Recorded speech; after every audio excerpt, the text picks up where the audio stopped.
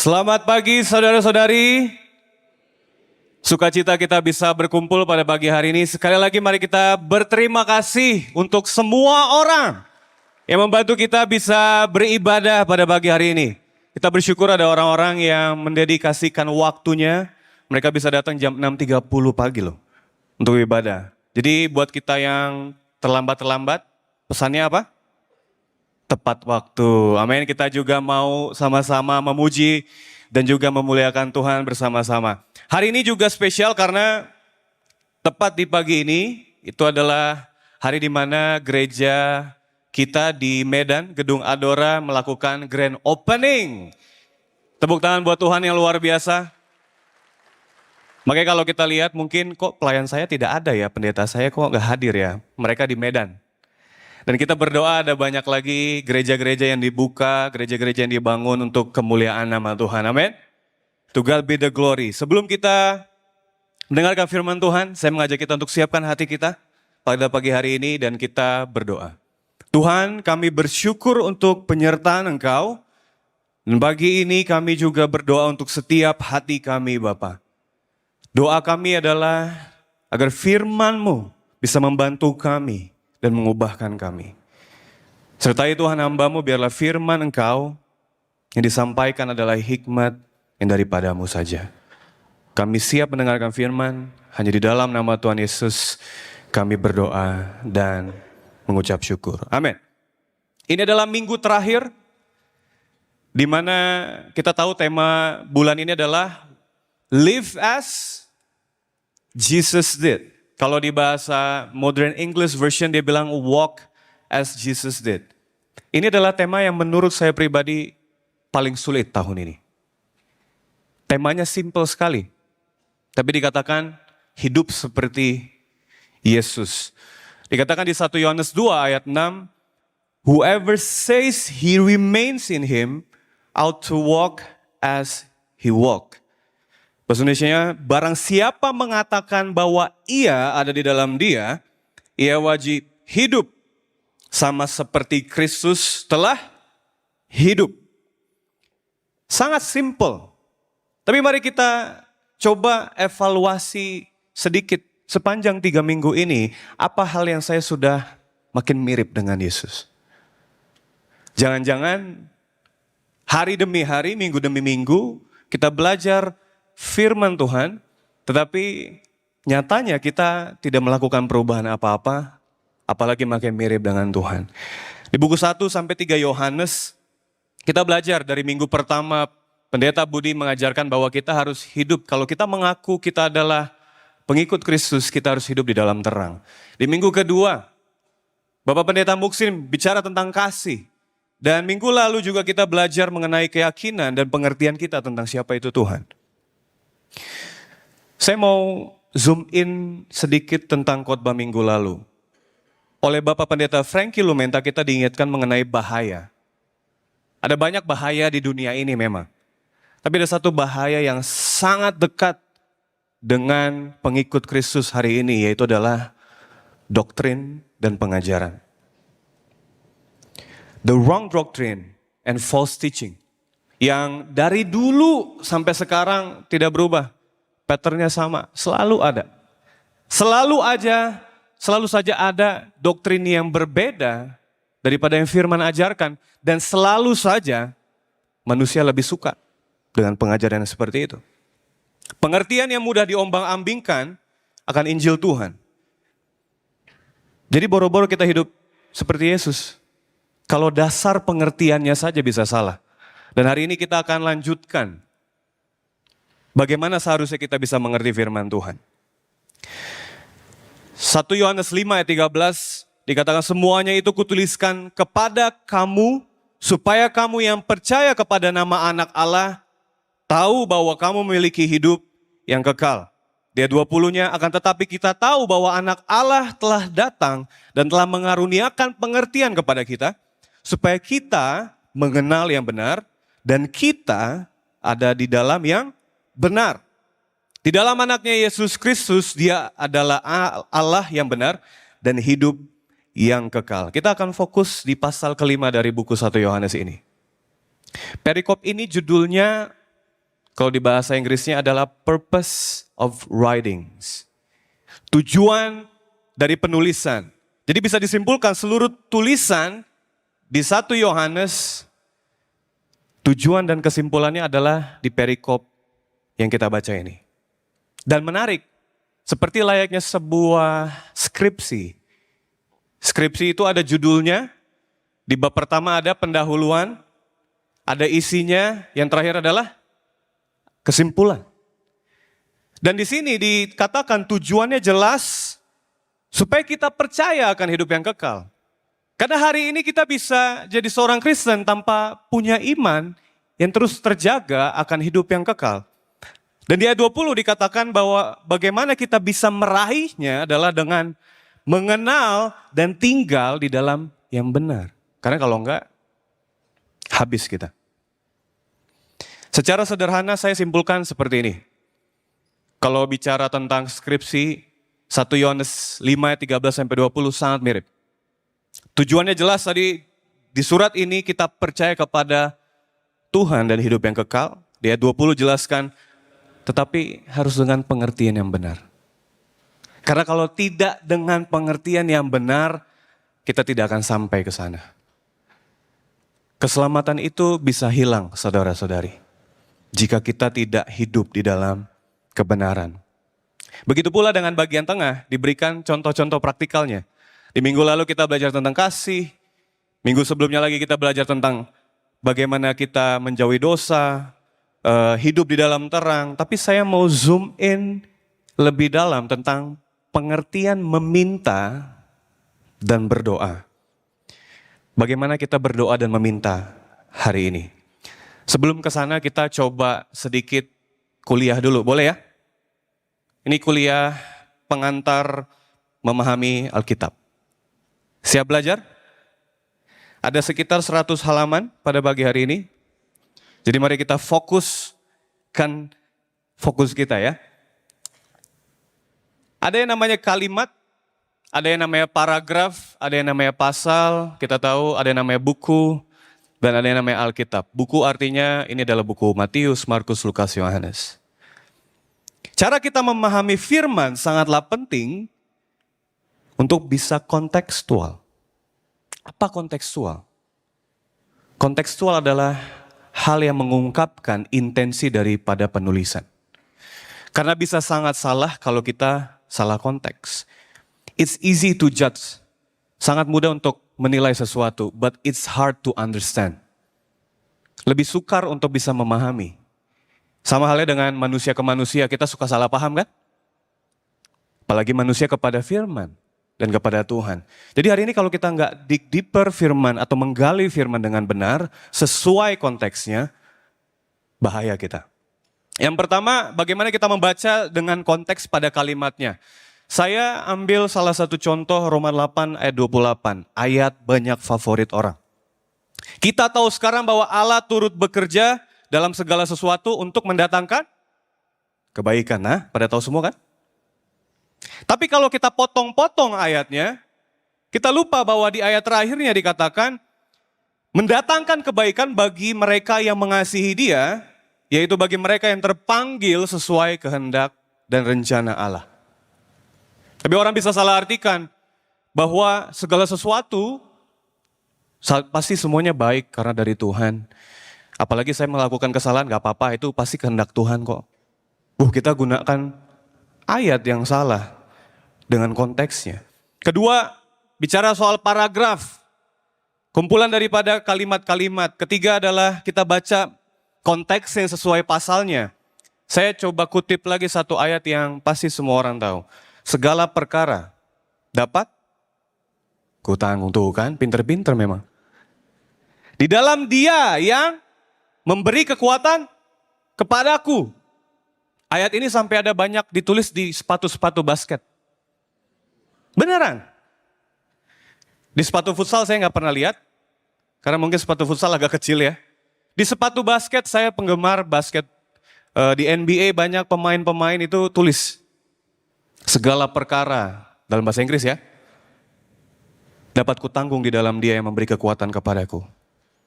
Dan ini disalahpahami. Ayat ini digunakan dan ditulis itu dengan konteks di mana Paulus bicara kepada murid-murid di Filipi saat dia di penjara.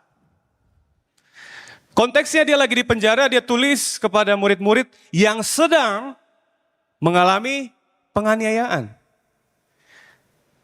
Dan dia bilang bahwa teman-teman yang dikasihi Tuhan, segala perkara bisa kita tanggung, kita bisa punya kekuatan dari Tuhan. Pesannya adalah untuk menyemangati mereka, untuk terus melayani, untuk terus menginjil, untuk terus memberitakan keselamatan di tengah banyaknya tekanan, brothers and sisters. Jadi bukan tentang saya mau main tanding, saya punya kekuatan dari Tuhan. Ayatnya langsung kita pakai. Tidak ada hubungannya sama sekali dengan apa yang jadi keinginan keegoisan kita. Atau ayat ini kita pakai biasanya sebelum kita meeting tender besar gitu ya. Kita meeting sama orang supaya tendernya bisa, kita doa, Tuhan, aku kuat di dalam Engkau.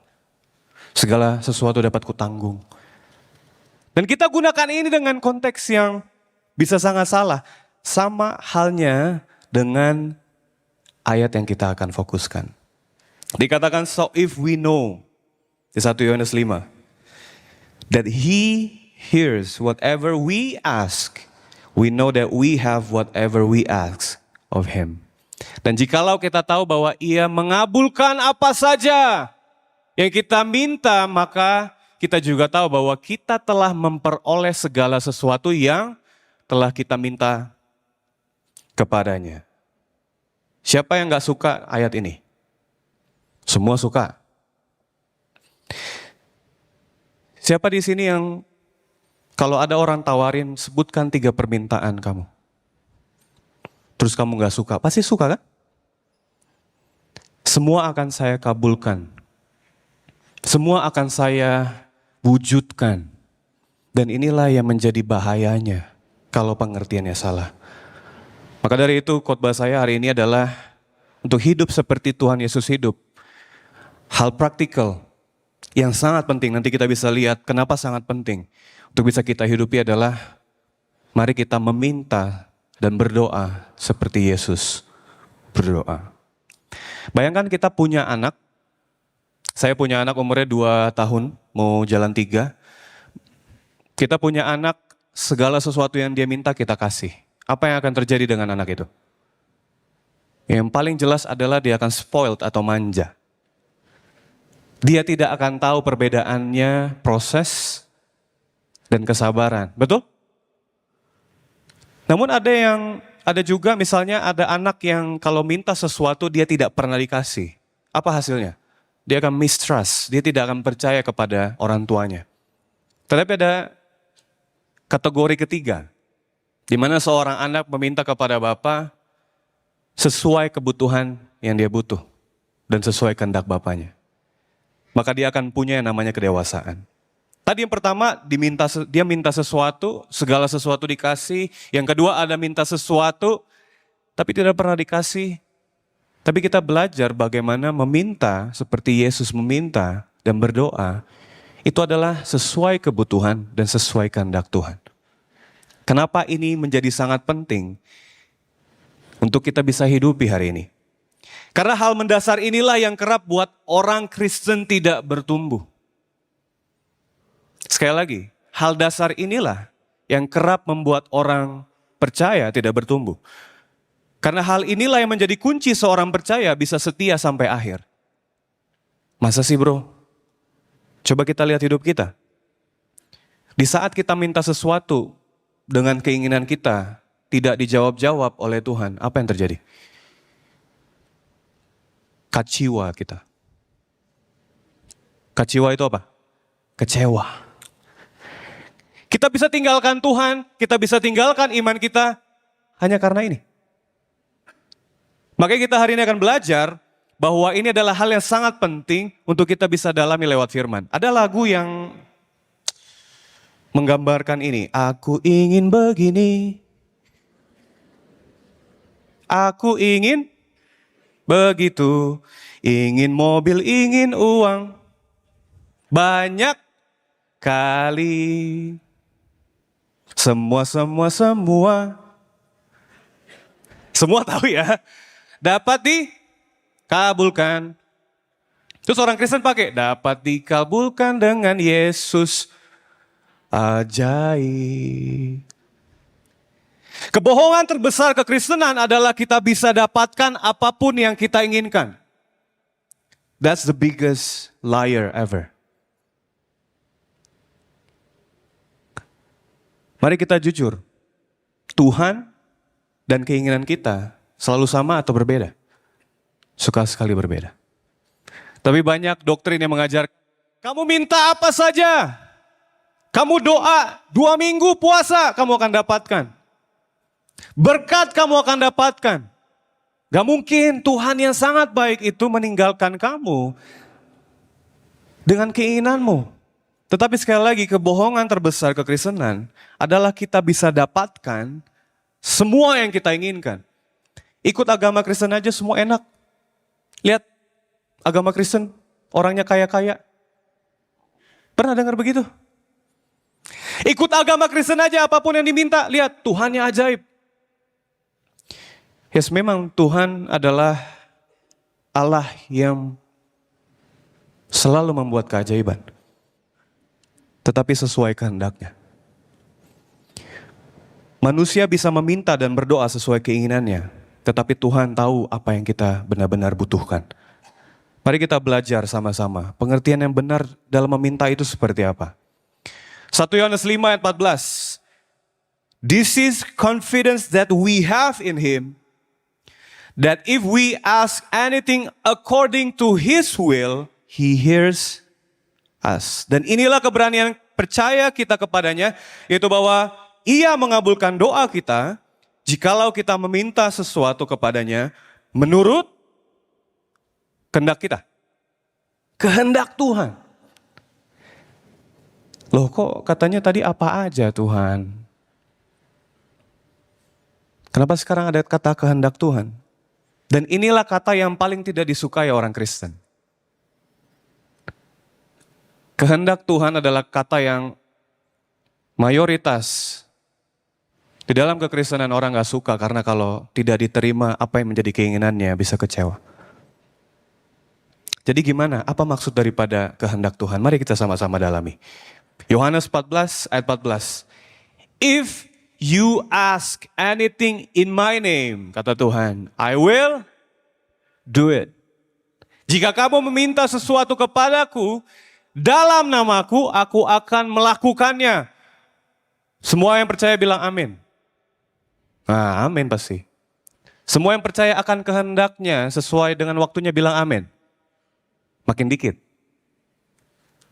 Ayat ini sering dipakai oleh orang untuk agendanya. Ayat ini sering dipakai oleh banyak sekali orang percaya dengan konteks yang salah. Statement di buku Yohanes ini itu berbicara konteksnya kepada murid-murid Tuhan. Bukan kepada khalayak umum pada waktu itu.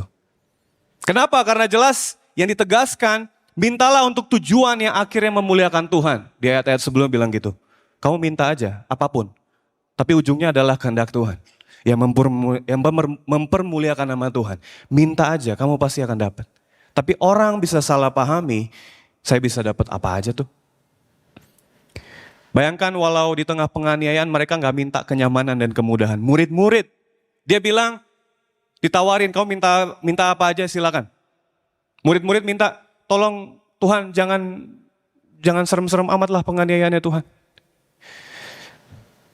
Tolong Tuhan, saya tidak mau kalau di penjara ikut Tuhan, aduh jangan deh yang penjara-penjara gitu Tuhan. Ada mereka minta seperti itu? Mereka meminta yang menjadi kehendak Tuhan. Mereka minta kekuatan dari Tuhan. By His will atau kehendaknya, mari kita lihat lagi di Yohanes 15. Jikalau kamu tinggal di dalam aku dan firman-Ku tinggal di dalam kamu, mintalah apa saja yang kamu kehendaki dan kamu akan menerimanya. Nah, untuk menjawab apa yang menjadi kehendak Tuhan, kita harus tinggal di dalam Tuhan. Amin. Sekali lagi, untuk menjawab apa yang menjadi kehendak Tuhan, kita harus tinggal di dalam Tuhan. Sudah akan sangat jelas apa yang kita minta kalau kita tinggal di dalam Tuhan, pasti ujung-ujungnya soal firman. Bukan UUD. Ujung-ujungnya? Gak tahu tuh apa tuh D-nya. Ujung-ujungnya adalah firman Tuhan. Ujung-ujungnya adalah kehendak Tuhan. Ujung-ujungnya adalah apa yang kita minta, bukan tentang diri saya dan diri saya. Tuhan, saya berdoa bantu saya punya hikmat mengelola keuangan saya. Dibandingkan kita berdoa, Tuhan tolong berikan saya 10 juta. Tuhan tolong berkati saya dengan yang berlimpah-limpah. Yang dilakukan dengan kehendak Tuhan, Tuhan tolong ampuni orang yang bersalah kepada saya. Bukan, Tuhan tolong hancurkan hidup orang itu Tuhan. Tuhan tolong kalau bisa, ya lecet dikit lah Tuhan.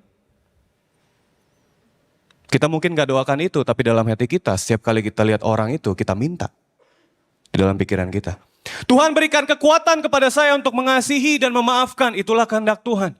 Tuhan, tolong semua kehendak Engkau, itulah yang saya inginkan.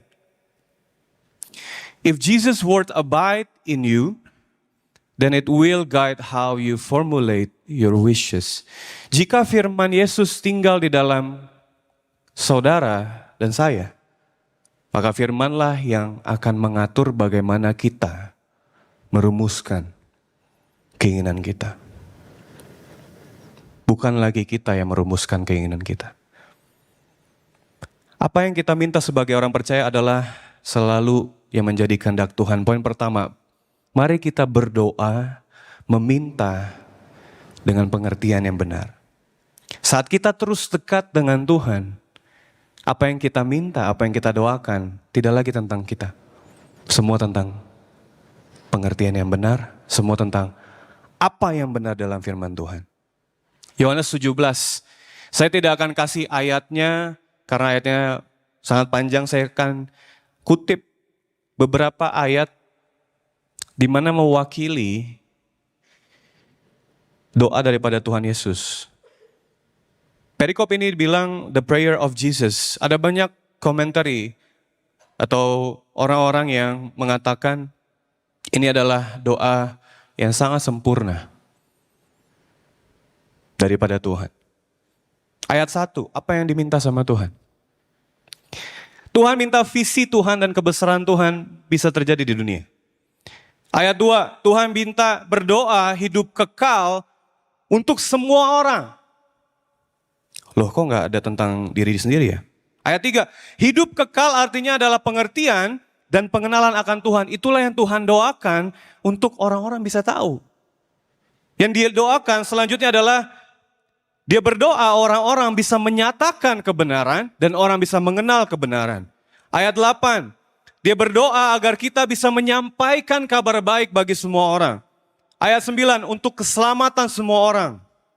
Ayat 11, kita yang di dunia, Tuhan bilang dipelihara dan bersatu. Tuhan juga berdoa, Yesus berdoa di ayat 15, melindungi kita daripada yang jahat. Yang dimaksud daripada yang jahat adalah doktrin, pengajaran, dan pengaruh-pengaruh yang menjauhkan kita daripada keselamatan. Ayat 17 sampai 19, dia berdoa untuk dikuduskan di dalam kebenaran firman Tuhan. Ayat 20, orang-orang mendengar firman dan murid Tuhan bisa membagikan firman. Ini adalah doa yang Tuhan doakan dan Tuhan minta. Adakah tentang dirinya sendiri? Mirip sekali pola doanya dengan doa Bapa kami yang diajarkan Yesus kepada murid-muridnya. Isinya lebih banyak tentang God's will, kehendak Tuhan, tentang orang lain, tentang kebesaran Tuhan, tentang kerajaan Tuhan bisa terjadi di bumi. Semuanya adalah tentang Tuhan, bukan diri sendiri. Di doa Bapa kami ada berapa kalimat yang berdoa untuk diri sendiri? dan keinginan jasmani diri sendiri. 1. Berikanlah kami pada hari ini makanan kami secukupnya. Sisanya, Tuhan ampuni dosa saya Tuhan. Tuhan jauhkan saya daripada yang jahat, saya mau hidup benar Tuhan. Sisanya adalah, Tuhan saya pengen banget kerajaan Engkau ada di bumi. Artinya biarlah Tuhan orang mengenal firman Engkau. Tuhan biarlah kebesaran Engkau. Tuhan biarlah tentang Engkau. Tuhan semuanya tentang Engkau. Baru ada, Tuhan tapi saya butuh pekerjaan. Saya percaya Engkau. Doa lagi, Tuhan biarlah aku bisa memaafkan. Tuhan ampuni dosa saya. Tuhan saya berdoa supaya kerajaan Engkau, gereja Engkau makin berkembang. Baru ada satu permintaan lagi, Tuhan saya bersyukur atas berkat Engkau. 90% isinya adalah karena kita mengerti firman. Karena Tuhan Yesus mengajarkan pengertian firman adalah tentang kehendak Tuhan. 90% isinya adalah tentang kehendak Tuhan. Kebohongan terbesar berikutnya adalah berdoalah untuk diri sendiri. Berdoalah untuk apa yang kamu minta aja. Dibandingkan Yohanes 17, apakah ini doa dan apa yang kita minta hari ini? Kita berdoa, Tuhan, saya berdoa untuk hikmat, agar saya mengerti kehendak Engkau. Kita berdoa, Tuhan, saya pengen setiap hari saya makin dekat dengan Engkau. Tuhan, saya ingin bisa berdewasa melewati masalah ini. Saya nggak berdoa untuk masalah ini diselesaikan sesuai keinginan saya. Saya percaya sama Engkau. Saya berdoa untuk kekuatan dan hikmat hadapi masalah, Tuhan. Tuhan, saya hancur hati Tuhan dengan orang ini. Tapi saya pengen bisa memaafkan orang ini, Tuhan. Tuhan, saya mau mengasihi. Tuhan, buah-buah roh ini Tuhan, inilah yang saya inginkan di dalam hidup saya. Apakah hari ini keinginan doa kita adalah hal-hal ini? Seberapa sering keinginan kita di dalam doa sama seperti apa yang Tuhan mau? Berapa kali dalam satu minggu doa kita adalah tentang orang lain, bukan tentang diri sendiri? Berapa sering ada pengampunan dalam doa kita untuk orang lain? Berapa kali di dalam doa dan permintaan kita berserah dibandingkan kita memaksakan kehendak kita kepada Tuhan?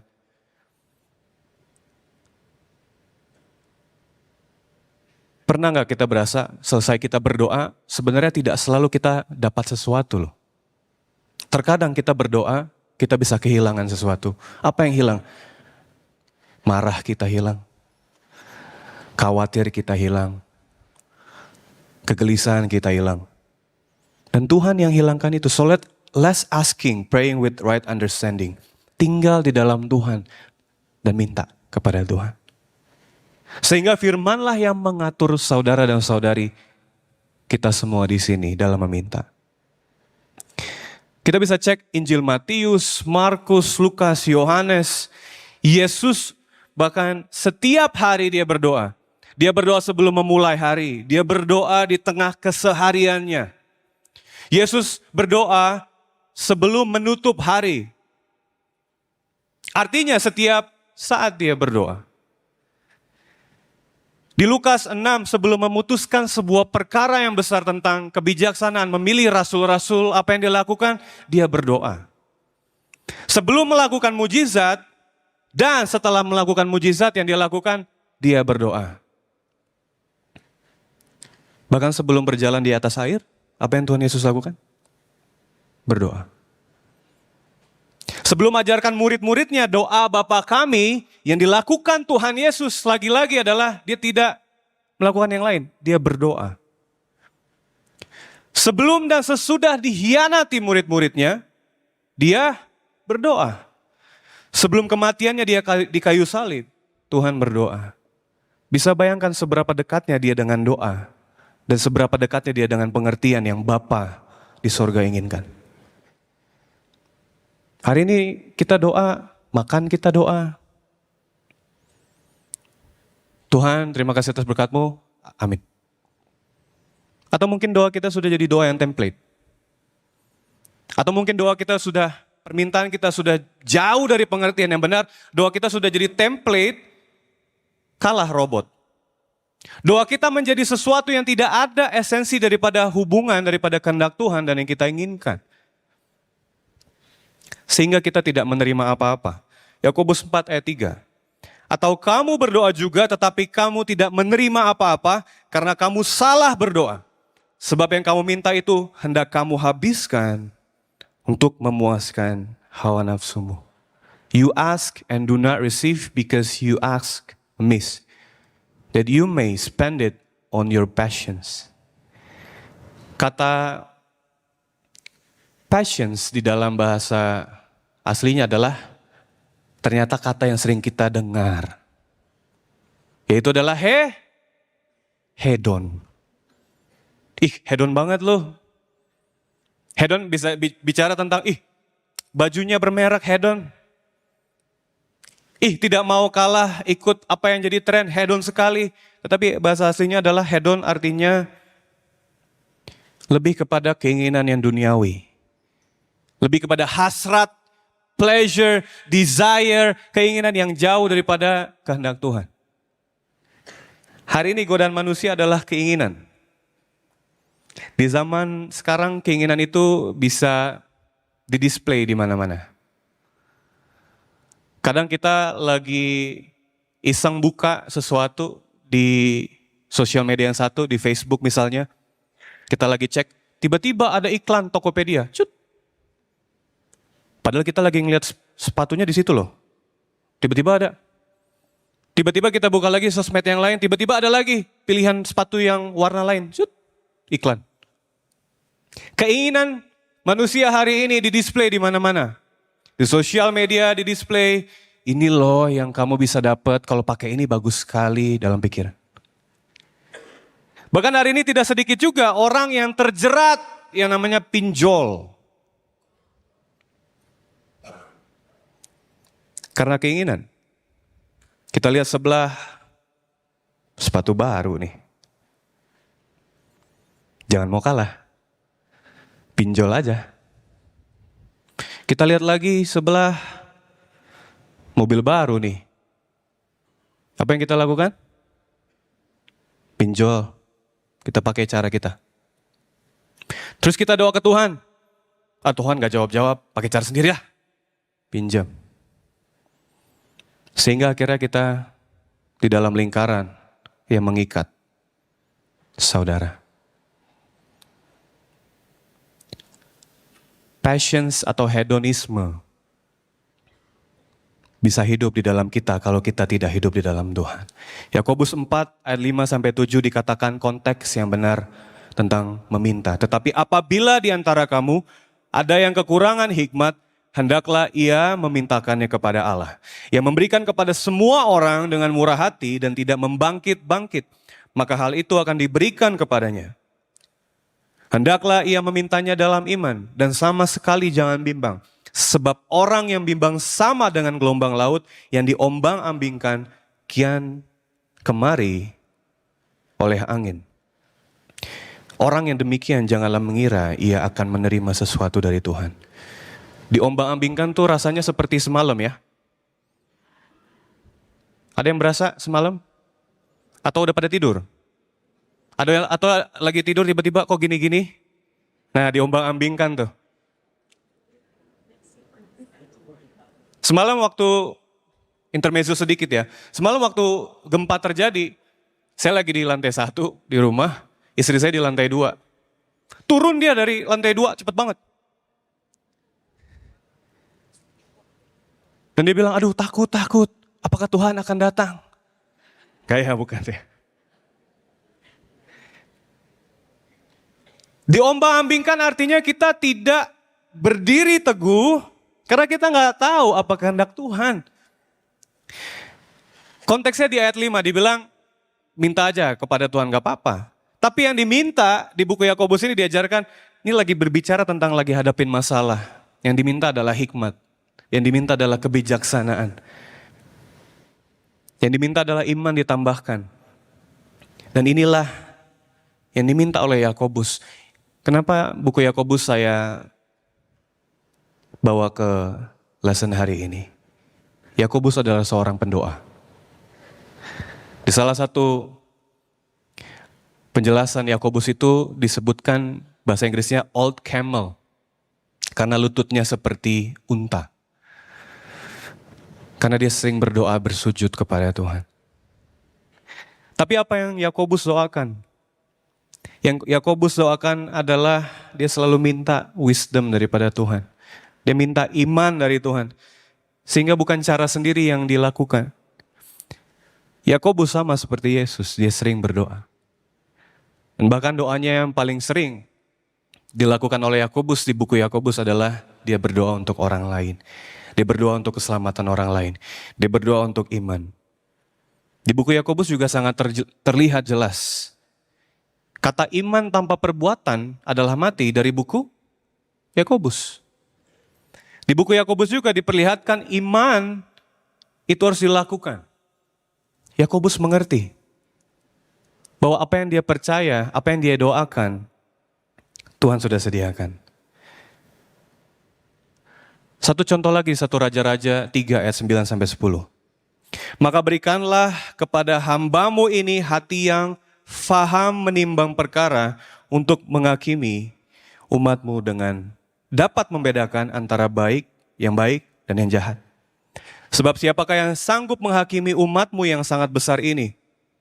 Lalu adalah baik di mata Tuhan bahwa Salomo meminta hal yang demikian. Give your servant, therefore, an understanding. Salomo juga mengerti. Yang diminta yang paling penting saat kita berdoa adalah hikmat Tuhan.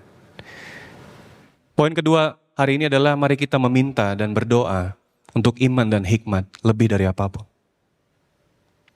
Lebih dari apapun minta hikmat. Minta iman kita ditambahkan oleh Tuhan. Melewati masalah minta hikmat. Ada masalah yang gak selesai-selesai minta hikmat dari Tuhan. Beriman. Hasilnya adalah mungkin bukan selesai langsung masalahnya, tetapi kedewasaan muncul. Tetapi rasa surrender sama Tuhan, berserah sama Tuhan muncul. Dan kita percaya Tuhan pegang kita. Permintaan Salomo jelas adalah hikmat, Yakobus juga adalah hikmat dan iman. Apakah hari ini apa yang kita minta juga sama, kebijaksanaan dan hikmat. Berikutnya mari kita belajar langsung. Yang terakhir, dari hidup dan doa Yesus kepada Bapa sebelum dia disalibkan. Katanya, ya Aba, ya Bapa, tidak ada yang mustahil bagimu. Ambillah cawan ini daripadaku, tapi janganlah apa yang aku kehendaki, melainkan apa yang engkau kehendaki. He said, Abba, Father, all things are possible for you. Remove this cup from me, yet not what I will, but what you will. Amin. Kita mengerti kehendak Tuhan, kita meminta kehendak Tuhan dan kita percaya kepada kehendak Tuhan. Untuk mengerti kehendak Tuhan ada dua hal yang simple. Kategori daripada kehendak Tuhan yang kita bisa pahami. Satu adalah kedaulatan Tuhan. Ada kehendak Tuhan yang kita tidak akan pernah tahu dan kita mengerti maksudnya apa. Sampai kita mati pun ada sesuatu yang mungkin kita tidak akan bisa pahami bagaimana cara Tuhan. Itu adalah kehendak Tuhan yang sovereign, yang berdaulat. Kita nggak akan paham. Artinya kita berada dalam rancangan yang besar yang tidak terpikirkan dengan cara pandang manusia. Misalnya panjang hidup manusia. Kita bisa kehilangan orang yang kita sayang. Benar ya? Tuhan bisa panggil. Karena pertanyaan yang muncul adalah, Tuhan kenapa? Tetapi kedaulatan Tuhan untuk kita bisa pahami adalah di mana Tuhan yang paling tahu segala sesuatu yang terbaik buat saudara. Yang kedua adalah the moral of wisdom of will of God. Moral artinya adalah apa yang kita bisa belajar Dan ini bukan seperti yang kita tidak pahami daripada kedaulatan Tuhan, ini adalah yang kita bisa pahami lewat firman Tuhan. Lewat firman hari demi hari kita mengenal keinginan Tuhan. Oke, Tuhan mau saya ternyata seperti ini. Oh, kehendak Tuhan saya harus seperti ini. Dan kita menggali, mengerti, mengetahui, dan respon kita adalah kita mau setiap hari dalamin. Kedaulatan Tuhan, respon kita adalah percaya aja bahwa Tuhan beserta kita. Yang ketiga adalah berdoalah untuk kehendak Tuhan, bukan kehendak kita sendiri. Sering kali yang terjadi saat kita berdoa dan meminta kepada Tuhan, harus di waktu kita. Kalau enggak, lihat aja. Harus dengan sesuai spesifik dengan apa yang kita mau. Kalau enggak, kita bisa marah. Padahal Tuhan punya waktu untuk segala sesuatu. Contoh sederhana, coba bayangkan saat Yesus membangkitkan orang-orang yang mati di dalam penginjilan dia selama beberapa tahun. Berapa orang yang dibangkitkan Tuhan selama dia menginjil? Ribuan? Ratusan yang dibangkitkan oleh Tuhan? 3. Loh, kenapa sedikit sekali Tuhan? Lalu kita coba ingat lagi berapa banyak orang yang disembuhkan saat Yesus menginjil, bertemu dengan orang-orang yang mereka sakit, mereka sudah lumpuh lama. Tidak semua orang tuh disembuhkan. Tidak semua orang tuh dicelikkan matanya. Tidak semua orang tuh yang lumpuh berjalan. Memang ada keajaiban yang Tuhan kasih. Tetapi apa maksud dari pesan ini ya? Kan kita bisa bilang, Tuhan kenapa nggak semuanya aja Tuhan sembuhin? Lalu muncul pertanyaan, dengan Tuhan yang maha pengasih, bukankah dia mau semua orang yang mati bangkit? Dengan Tuhan yang maha pengasih, bukankah dia mau semua orang yang sakit sembuh? Jawabannya, iya. Tapi dengan waktu Tuhan dan kehendak Tuhan. Kalau kita bisa gambarkan, coba kita bayangkan hari ini. Masing-masing daripada kita, seberapa luar biasa Tuhan bagi saudara dan saudari. Bayangkan aja. Dari hidup kita berpuluh-puluh tahun, oke, kalau saya bisa gambarkan Tuhan luar biasa, dari 1 sampai 1000, luar biasanya berapa? Coba kita bayangkan. Coba kita bayangkan lagi, kalau kasih Tuhan besar bagi saudara dan saudari, dan saya, coba bayangkan dari 1 sampai 1000, seberapa besar kasih Tuhan sepanjang hidup saudara. Mungkin jawabannya ada yang 900, mungkin jawabannya ada yang hampir 1000, mungkin juga jawabannya ada yang 500, berbeda-beda. Oke, sekarang kenyataannya dan faktanya, Tuhan jauh lebih besar dari nilai itu. Faktanya adalah Tuhan lebih lagi dari pengetahuan kita. Dia maha pengasih memang, tapi lebih daripada apa yang kita mengerti. Dia bisa menyembuhkan orang memang, tetapi bukan langsung menyembuhkan. Dia tahu rencana yang lebih besar lagi. Tapi pertanyaannya, apakah kita mau meresponi itu dengan bilang, Tuhan saya percaya kehendak Engkau. Saya minta kehendak Engkau Tuhan. Saya pribadi dan istri baru-baru ini dihadapkan dengan beberapa hal besar dalam hidup kami. Yang menurut kami kalau pakai hikmat kami sendiri, rasanya nggak bisa. Tidak sanggup, tidak mampu. Salah satunya adalah kami dipercayakan pengembalaan dan ministry yang baru. Tadi kami memimpin di kampus ministry. Dipanggil lebih lagi. Dan waktu kami lihat, waduh, kasat mata manusiawi. Tuhan, kami jauh daripada sanggup. Kayaknya nggak bisa deh. Tapi satu iman kami, if it is God's will, amen. If it is God's will, kehendak Tuhan, amin. Di depan kita tidak pernah tahu apa yang akan kita hadapi dan bagaimana cara menghadapinya. Tapi dengan kehendak Tuhan percaya dan tinggal di dalam Tuhan kita bisa lewati. Tidak semua hal di dalam hidup saya dan saudara kita bisa tahu kepastiannya. Tapi satu yang kita bisa minta salah satunya adalah, Tuhan saya berdoa kehendak Engkau yang jadi, bukan kehendak saya. As long as we walk with God, sepanjang kita berjalan bersama Tuhan, kita aman. Amin. 3 hal yang kita belajar. Hari ini kita lihat lagi lebih dalam. Bahwa doa dan permintaan memang benar akan dikabulkan oleh Tuhan. Amin. Tetapi bukan mengenai apa yang saya inginkan, melainkan apa yang kita butuhkan. Tuhan tahu bahwa sebagai orang percaya ada 3 hal yang kita butuhkan. Pertama adalah pengertian akan Tuhan. Maka berdoalah untuk pengertian yang benar akan Tuhan. Berdoalah bukan hanya tentang keinginan saudara dan saudari, tapi berdoalah untuk apa yang kita benar-benar butuh untuk bertumbuh. Seperti Yesus, dia berdoa, dia bertanya dengan pengertian yang benar, dan dia selalu tinggal di dalam Bapa. Dengan kita tinggal di dalam Tuhan, kita punya pengertian yang benar dalam meminta. Yang kedua, kita berdoa untuk iman dan hikmat. Untuk menghadapi dunia, kita butuh hikmat.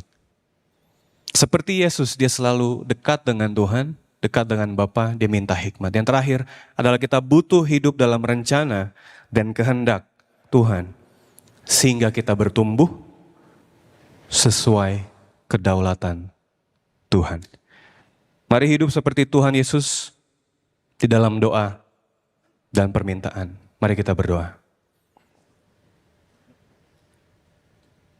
Tuhan Allah yang besar, terima kasih untuk semua kehendak Engkau yang sudah terjadi di dalam hidup kami. Kami berdoa Tuhan, biarlah semua kehendak-Mu yang terjadi dalam hidup setiap kami, di dalam kami menghadapi masalah, di dalam kami menghadapi situasi di dalam hidup kami Tuhan. Biarlah yang kami minta adalah kebijaksanaan dan hikmat. Biarlah Tuhan setiap hari kami semua bisa makin mengerti dengan pengertian yang benar apa yang Engkau inginkan di dalam hidup kami. Ajar kami, tuntun kami Tuhan, dan sertai kami. Terima kasih Bapa, di dalam nama Tuhan Yesus Kristus, kami berdoa dan mengucap syukur. Amin. Tuhan Yesus memberkati kita semua.